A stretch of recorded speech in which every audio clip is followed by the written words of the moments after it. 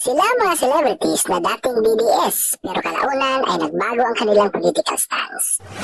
Noong 2016 presidential elections, naging malakas ang campaign slogan na change is coming. Kulay green ang naging pangunahing campaign color at Duterte Fist ang naging sikat na simbolo noon. Hindi may kakaila na isa sa mga nakatulong para manalo si Rodrigo Duterte noon ay ang suporta ng mga artista. Malaki ang impluensya ng mga celebrity endorsers sa pagbibigay ng inspirasyon at tiwala sa mga botante.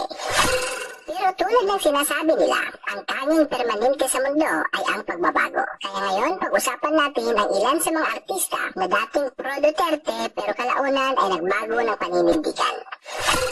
Unahin natin si Piolo Pascual. Noong 2016, inamin ni Piolo na isa siya sa mga tagahanga ni Rodrigo Duterte. Sinabi ni Piolo sa mga panayam na matagal na siyang prodigong. Gusto raw niyang magbigay ng suporta sa kandidatura ni Duterte noon, ngunit bilang artista ng ABS-CBN, sinabi ni Piolo na bawal siyang mag-endorso ng kahit sinong politiko. Kaya kahit gusto niyang magkampanya, hindi niya ito nagawa ng hayagan. Makikita pa rin na malapit ang loob niya sa imahe at prinsipyo ni Duterte noon. Pagkatapos ng halalan, naging tahimik si Piolo tungkol sa politika. Ngunit siyang magsara ang ABS-CBN dahil sa hindi pag-renew ng franchise, nagsimula siyang magsalita. Nagpahayag siya ng pagkabahala para sa mga manggagawa sa industriya ng media. Doon nagsimulang makita ang pagbabago ng kanyang pananaw. Noong 2022 elections, lumabas siya sa isang video na nagsasabing sinusuportahan niya si Leni Robredo. Binigyan din ni Piolo ang pagkakaisa at malasakit sa kapwa. Sinabi niya na panahon na para magtulungan at maghilom bilang isang bansa. Hindi man niya direct nang sinabi na tinalikuran niya ang mga Duterte, malinaw na nagbago ang kanyang paninindigan. Si Piolo Pascual, mula pagiging pro-Duterte, ay naging simbolo ng bagong pananaw at pagkakaisa. Sunod naman si Jam Magno.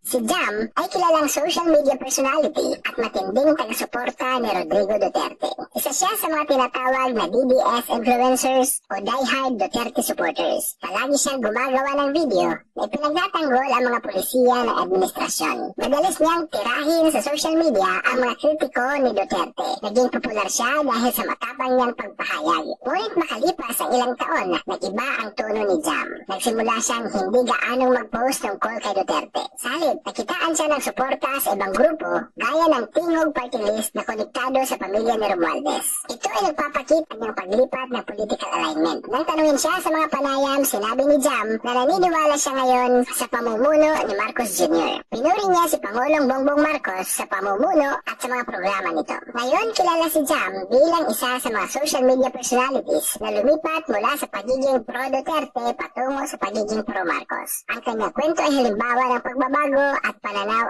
ayon sa panahon.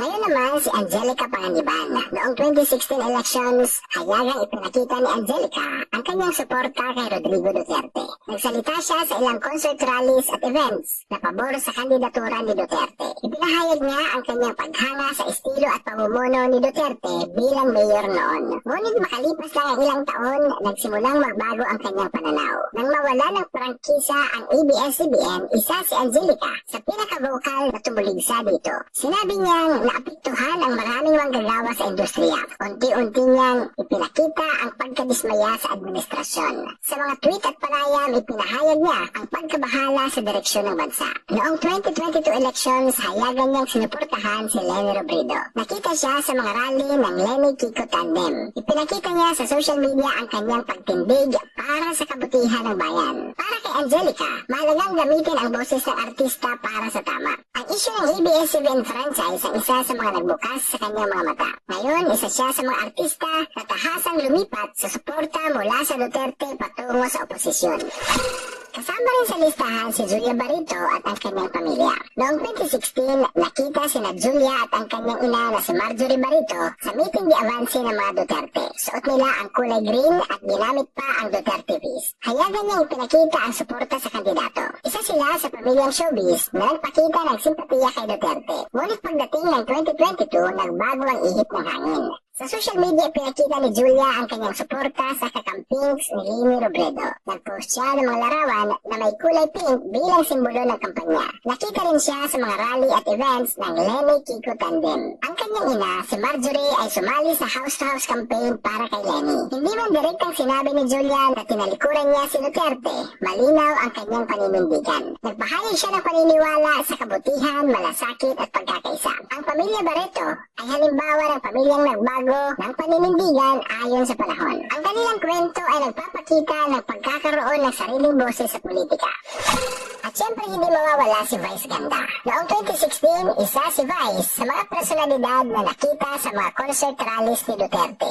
Ipinakita niya sa kanyang programa na Gandang Gabi Vice ang mga biro at paborableng komento kay Duterte. Sa panahong iyon, marami ang naniniwalang kampante siya sa bagong liderato. Ngunit na magsimula ang mga isyong pambansa gaya ng ABS-CBN shutdown, nag-iba ang tono ni Vice. Naging isa siya sa mga artista na hayagang naglabas ng hinaing. Sinabi niyang maraming pamilya ang naapektuhan ng pagkawala ng trabaho sa network. Sa ilang pagkakataon, ginamit niya ang kanyang platform para magpahayag ng opinyon. Tumindig siya sa mga isyong panlipunan gaya ng karapatan at kabuhayan ng mga Pilipino. Noong 2022 elections, nakita si Vice na nagpakita ng simpatiya sa mga kalabang kandidato ng Duterte camp. Sa social media, pinahayag niya ang kanyang pagpapahalaga sa kabutihan ng pagkakapantay-pantay. Hindi man siya lantaran sa politika, malinaw ang kanyang posisyon sa mga isyong pampubliko. Ang kanyang pagbabago ay nagpakita ng paggamit ng boses bilang mamamayan. Si Vice Ganda ay halimbawa ng artistang natutong magsalita para sa mas malawak na kapakanan. Ang mga artistang ito ay patunay na ang politika ay hindi nakatali sa isang kulay o lider. Ang mga celebrity ay mamamayan din na may sariling opinyon, pananaw at paninindigan. Sa dulo, mahalaga pa rin ang respeto ng bawat isa at ang layunin na makamit ang kabutihan ng bansa. Mga katribya, patanong ko lang sa inyo, sino sa mga artistang kilala nyo ang dating DDS pero nagbago ng paninindigan? I-comment nyo sa ibaba at pag-usapan natin.